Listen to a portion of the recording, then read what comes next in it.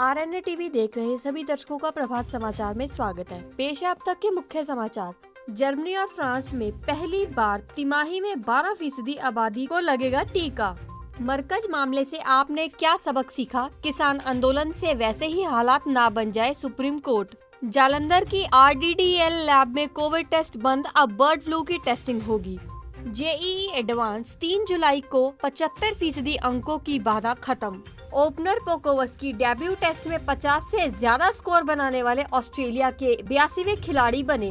और अब समाचार विस्तार से। बुलेटिन की शुरुआत अंतर्राष्ट्रीय समाचार से, जो पेरिस से है, जहां कोरोना महामारी से निजात पाने की कोशिश कर रहे देशों ने टीकाकरण की शुरुआत कर दी है। हालांकि अभी ज्यादातर देशों में इसकी रफ्तार उम्मीद और लक्ष्य में काफी धीमी है।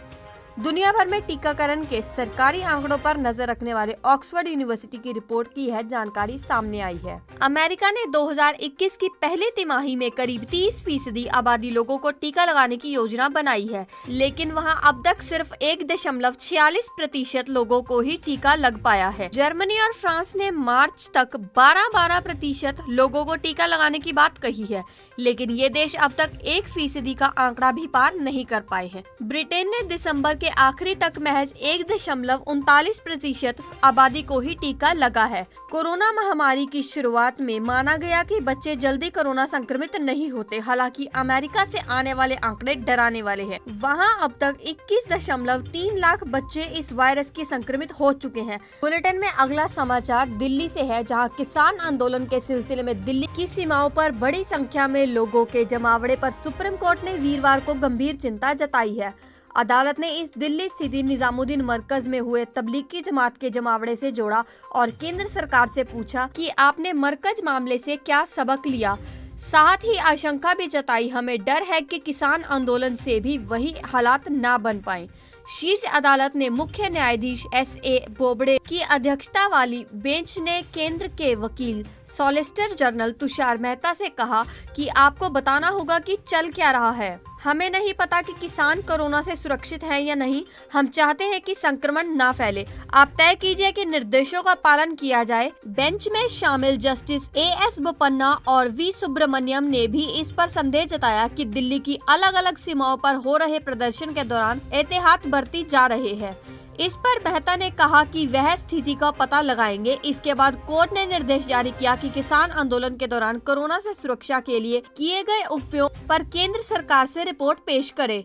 बुलेटिन में अगला समाचार बर्ड फ्लू से संबंधित है, जहां पंजाब में बर्ड फ्लू का बेशक कोई मामला सामने नहीं आया है, लेकिन इससे निपटने और बचाव के लिए सरकार ने वीरवार को कई अहम कदम उठाए हैं।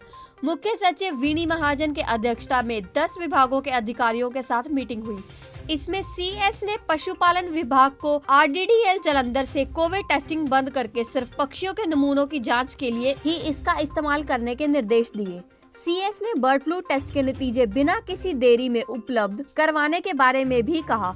अब रोजाना जालंधर के RDDL लैब में बर्ड फ्लू के 1000 टेस्ट किए जाएंगे। इसके अलावा पशुपालन विभाग की हर जिले में टीमें बनाई गई हैं, जो चोरी छिपे दूसरे राज्यों से आने वाले मुर्गियों की सप्लाई पर नजर रखेंगी। वहीं पुलिस और ग्रामीण विकास एवं पंचायत विभाग को अपने अपने क्षेत्रों में नजर रखने के लिए कहा गया है। और बुलेटिन में अगला समाचार जेईई एडवांस को लेकर है, जहां केंद्रीय शिक्षा मंत्री डॉक्टर रमेश पोखरियाल निशंक ने वीरवार को IIT में दाखिले के लिए पात्रता मानदंड और जेईई एडवांस परीक्षा की तारीखों की घोषणा कर दी है। सोशल मीडिया पर लाइव संबोधन के दौरान केंद्रीय मंत्री ने कहा कि जेईई एडवांस 2021 की परीक्षा 3 जुलाई को ली जाएगी। परीक्षा का आयोजन IIT खड़गपुर करेगा। उन्होंने परीक्षा पात्र और कोरोना महामारी के कारण 2020 में एडवांस परीक्षा देने से चूके छात्रों को विशेष मौका दिया जाने की घोषणा भी की है। निशंक ने कहा कि केंद्र सरकार ने कोरोना महामारी के मद्देनजर न्यूनतम 75% अंकों में मानदंड में छूट देने का फैसला भी किया है। मंत्री ने कहा कि कक्षा 12वीं से परीक्षा में न्यूनतम 75% कुल अंक लाने के पात्रता मानदंड इस वर्ष लागू नहीं होंगे। उन्होंने अपने ट्विटर अकाउंट पर लाइव संबोधन में ये घोषणा की है। बुलेटिन के अंतिम चरण में समाचार खेल जगत से, जहां विल पोकोवस्की ने डेब्यू टेस्ट में अर्धशतक लगाकर ऑस्ट्रेलिया को तीसरे टेस्ट में अच्छी शुरुआत दिलाई। बारिश के कारण पहले दिन सिर्फ 55 ओवर का खेल हो सका। टीम में 2 विकेट पर 166 रन बना लिए थे। पोकोवस्की डेब्यू में 50 से ज्यादा स्कोर बनाने वाले टीम में 82वें खिलाड़ी हैं। मानरस लबूशेन ने सीरीज का पहला अर्धशतक लगाया।